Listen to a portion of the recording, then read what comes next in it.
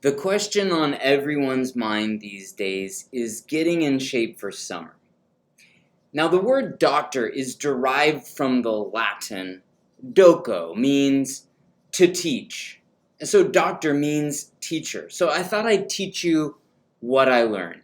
I was reviewing this study from the Journal of the American College of Nutrition. Just this year, it was published in February of 2021.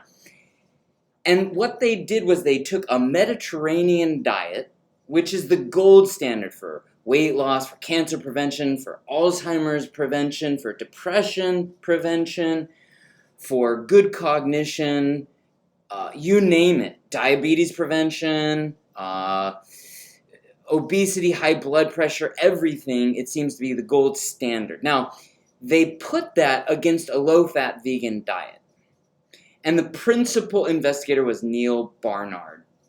Now, I come from a family who has a high lipid profile, a high triglyceride profile, and so I was very skeptical. I have thought for a long time that consuming a lot of carbohydrates will be very problematic. Now, their conclusion in this was that the low-fat vegan diet improved body weight, lipid concentrations, and insulin sensitivity, both from baseline and compared with a Mediterranean diet.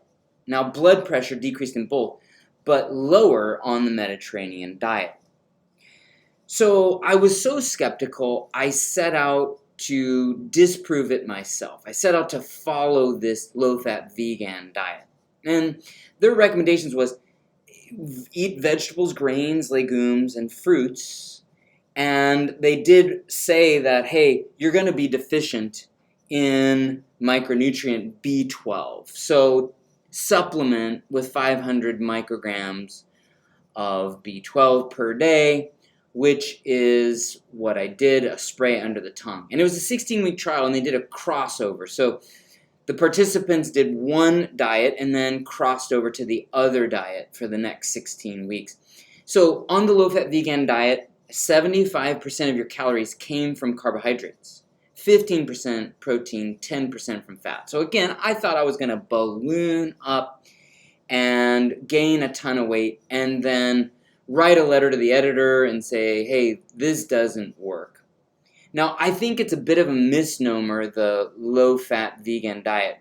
I think it's properly said whole food, high fiber, non-fat, vegetable-rich vegan diet, because you want to be cautious about some of the fruits like low fiber, high sugar, high glycemic load fruits, like the tropical fruits like bananas, grapes, corn, things like that. Even the high fat things like nuts. So this is the Mediterranean diet, and as you know, I've been advocating a Mediterranean diet, something that is a little bit modified from the Mediterranean diet, which is whole food, plant-rich, low carb, like no flour, no sugar, high good fat, high omega-3s, and low omega-6s. Now, on this study, they used Predimed, which is a prescription Mediterranean diet. There's the recommendations. But basically, it's a higher fat, lower carbohydrate diet. Now, there's different tools for different purposes to accomplish different jobs. And this is a reminder that the modified ketogenic diet does prevent things like Alzheimer's, does seem to prevent things like Alzheimer's, as these two studies point out. But I want to show you what I ate and break it down a little bit. Now, this is the Neal Barnard's study. So breakfast, I would eat a bowl of oatmeal with berries. Then I might have another clamshell of berries with some coffee, black. And then I'd throw all those vegetables for lunch into a rice cooker with some lentils. And then after, I'd snack on a whole bell pepper or a cucumber or maybe some celery. And I might have a quarter of a small personal watermelon. And then I might eat a third of no-fat refried beans. And might have a soup for dinner with a couple of Okinawa sweet potatoes, and maybe some popcorn for a snack. So it seemed like I was eating all the time. I was super full all of the time. And what did I find out? Well, I lost 9 pounds in 11 weeks. Now, I did stop it on the morning of the 12th week, and it was supposed to go 16 weeks. The 9-pound weight loss is pretty difficult when you're at ideal body weight. So it does work remarkably well to lose weight. However, I did stop it on week 12 because of a blunted emotional capacity.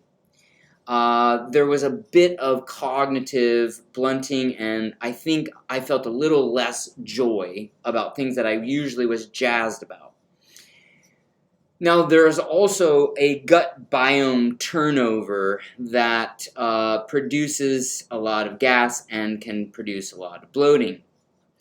But the carbs were about 74%, which means there were days when I was consuming like 325 grams of carbohydrates. Now, fat was very low, 8%, and protein was about 18%.